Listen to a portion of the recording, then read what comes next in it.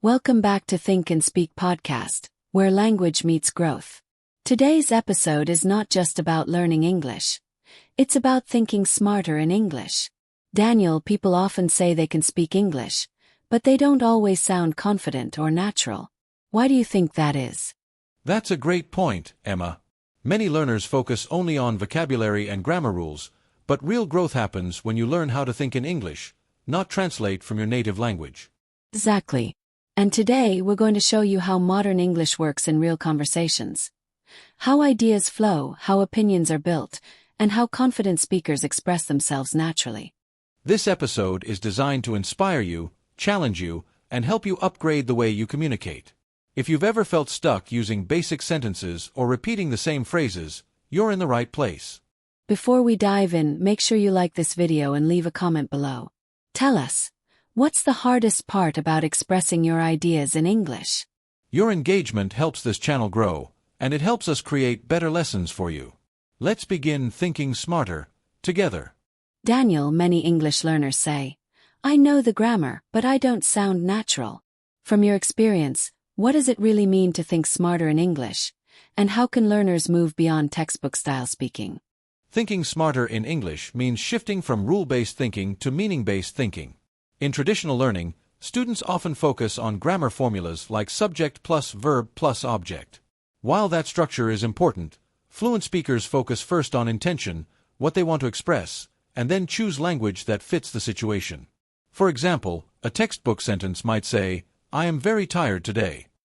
That sentence is grammatically correct, using the present simple tense. However, a more natural expression in modern English could be, I'm exhausted, or I'm running on empty today. These phrases use idiomatic language, which is a key feature of advanced fluency. Grammar still matters, but smarter thinking means understanding why a tense or structure is used. Take the present perfect tense, for instance. Instead of memorizing have plus past participle, learners should focus on its function, connecting past actions to the present. Compare. I finished the report. Past simple, action completed in the past. I finished the report. Present perfect, result matters now. Another example is sentence variety. Basic speakers often use short, direct sentences. Smarter speakers use complex sentences and linking devices such as, however, on the other hand, and, as a result. These connectors improve coherence and make speech sound more professional and thoughtful. Phrasal verbs also play a major role. Saying, continue, is correct, but saying, carry on, sounds more conversational.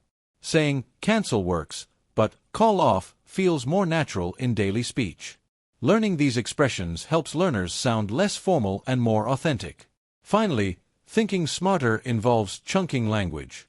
Native speakers don't think word by word, they think in phrases like, to be honest, from my point of view, or, that being said. These discourse markers give speakers time to think and help ideas flow smoothly. In short, smarter English thinking combines grammar awareness, vocabulary flexibility, and contextual understanding. When learners stop translating and start choosing language based on meaning, tone, and purpose, their English becomes more confident, modern, and impactful. That's insightful, Daniel. Let me ask you this. How can learners use modern conversations, such as podcasts, interviews, or social media discussions, to improve both their English skills and their critical thinking at the same time? Modern conversations are one of the most powerful tools for English learners because they reflect real-life language use. Unlike textbooks, podcasts and interviews show how people actually express opinions, disagree politely, and build arguments. First, learners should pay attention to functional language. This includes phrases used to give opinions, such as, I strongly believe, it seems to me that, or I tend to think. These expressions often appear in discussions and debates. Grammatically, they are followed by noun clauses, which helps learners practice complex sentence structures. Second, modern content improves listening for meaning. In real conversations, speakers interrupt, hesitate, and reformulate their ideas. Expressions like, what I mean is, or, let me rephrase that, are common. These self-correction phrases teach learners how to manage conversation naturally instead of speaking in perfect but unnatural sentences.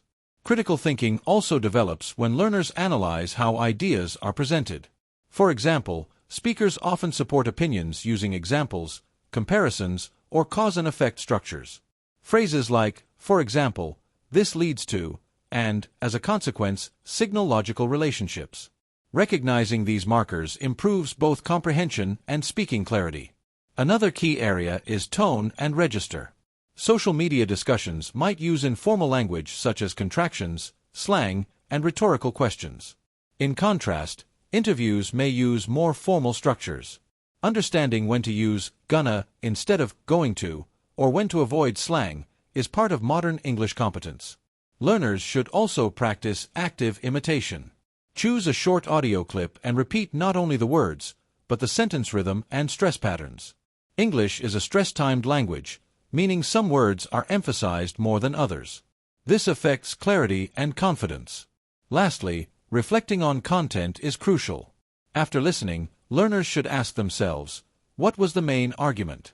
Do I agree or disagree? Can I express my response using phrases like, I see your point, but, or, that's a valid argument, however? These contrast structures improve both grammar accuracy and intellectual depth. By engaging with modern conversations actively, not passively, learners sharpen their English skills and learn how to think, respond, and grow in the language. Final question, Daniel. For learners who want to sound confident and intelligent in English conversations, what daily habits would you recommend to help them grow consistently and sustainably? Confidence in English is built through consistent, intentional habits, not quick fixes. One of the most effective daily habits is speaking out loud, even when alone. This activates productive skills and helps learners practice pronunciation, sentence stress, and fluency. Describing your day using the past simple or present perfect tense is a simple but powerful exercise. Another habit is sentence upgrading. Instead of saying, the movie was good, challenge yourself to use adjectives, adverbs, or relative clauses. For example, the movie was surprisingly engaging, especially the way it explored human emotions.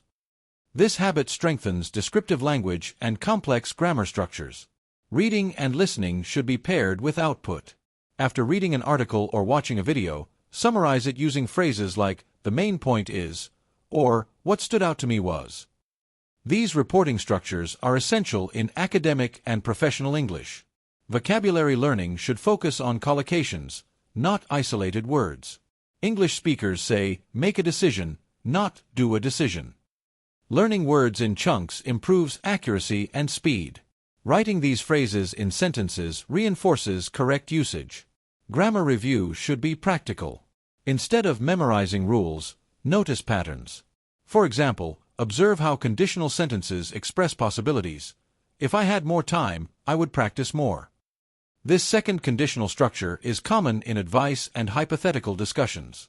Finally, mindset matters. Learners should accept mistakes as part of growth. Using repair strategies like, let me try again, or, what I'm trying to say is, keeps conversations flowing and shows confidence, not weakness. By combining daily speaking, thoughtful input, structured grammar awareness, and a growth mindset, learners don't just improve their English, they transform how they think and communicate. That is the true power of thinking smarter in English. Daniel, many learners feel nervous when they have to express opinions in English, especially in discussions or debates. What strategies can help them sound clear, respectful, and confident when sharing their ideas, even if their English is not perfect? This is a very common challenge, and the key point learners need to understand is that confidence in English does not come from perfection. It comes from clarity and structure. One of the smartest strategies is to rely on opinion frameworks. Instead of improvising everything, learners can use fixed patterns such as, in my opinion, from my perspective, or, I tend to believe that. These phrases act as grammatical anchors and immediately signal confidence. Another powerful tool is signposting language.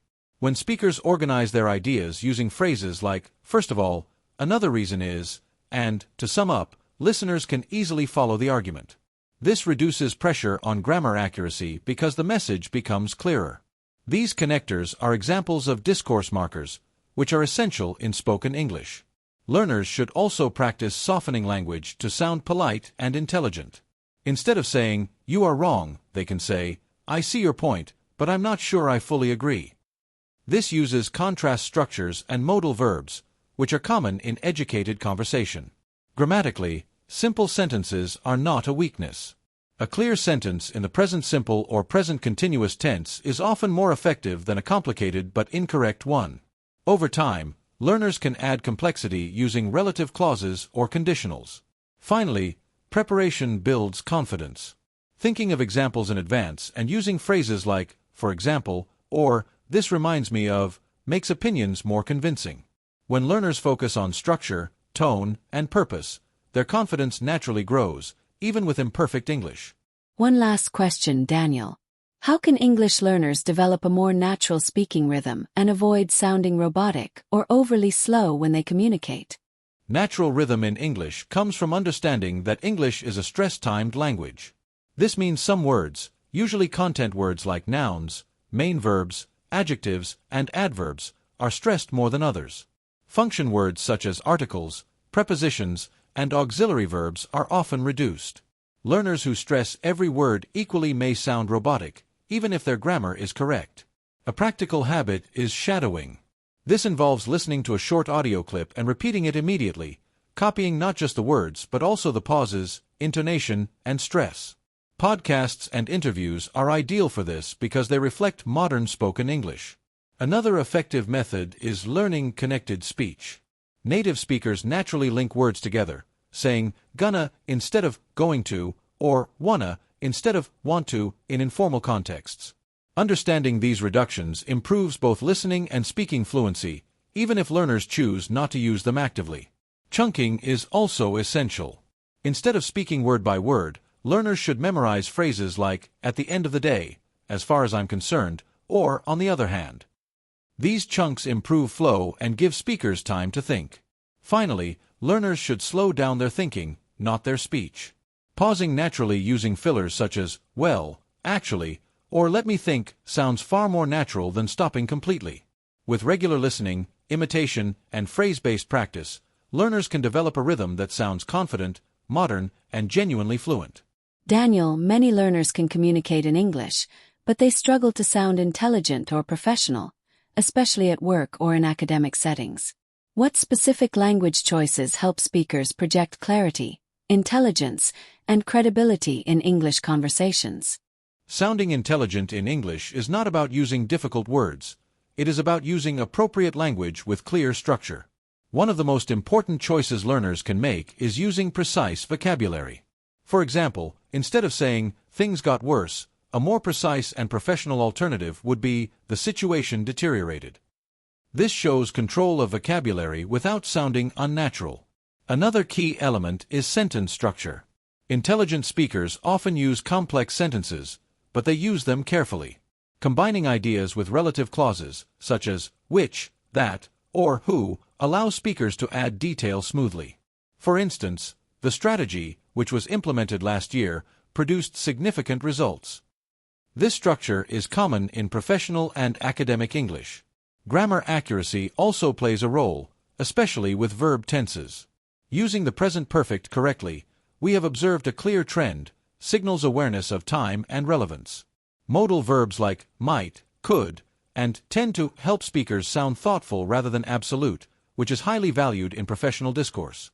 Discourse markers are another powerful tool. Phrases like, that being said, in contrast, and, as a result, help organize ideas logically. This improves coherence and makes arguments easier to follow. Tone is equally important. Intelligent speakers often avoid extreme language. Instead of, this is the best idea, they might say, this appears to be a highly effective approach. This use of hedging language reflects critical thinking and balance. Finally, examples strengthen credibility. Using phrases such as, for instance, a clear example of this is, connects abstract ideas to real situations. When learners combine precise vocabulary, structured grammar, logical connectors, and thoughtful tone, they naturally sound more intelligent and professional in English. Daniel, let's talk about mistakes. Many learners are afraid of making errors when speaking English, which stops them from practicing. How can learners use mistakes as a tool for growth instead of seeing them as failure? Mistakes are not only normal in language learning, they are essential. The first mindset shift learners need is understanding the difference between accuracy and fluency. Accuracy focuses on correct grammar, while fluency focuses on communication. In real conversations, fluency often matters more. One effective strategy is using self-correction language. Native speakers do this all the time. Phrases like, "Let me correct that. What I meant to say was," or, "Sorry, I'll rephrase that," allow learners to fix mistakes without stopping the conversation. This uses metalinguistic awareness and builds confidence. From a grammar perspective, recurring mistakes are valuable data. If a learner repeatedly misuses verb tenses, such as confusing past simple and present perfect, that signals a learning opportunity. For example, comparing "I went to Paris last year" with "I have been to Paris" helps clarify meaning, not just rules. Another powerful habit is reflection. After speaking, learners can ask themselves, which sentence felt difficult? Which word did I avoid? Writing down one corrected sentence per day leads to long-term improvement. Learners should also focus on global errors versus local errors. Global errors affect understanding, while local errors do not. Saying, "She go to work yesterday" is incorrect, but the meaning is still clear. Recognizing this reduces fear and encourages speaking. Finally, learners must remember that communication is cooperative. Listeners are usually supportive and focused on meaning, not perfection. Using clarification phrases like, "Does that make sense?" or "Let me know if I'm clear," keeps interaction natural. When learners treat mistakes as feedback instead of failure, they accelerate growth. Confidence comes from participation, and participation always includes mistakes. That is how real fluency is built.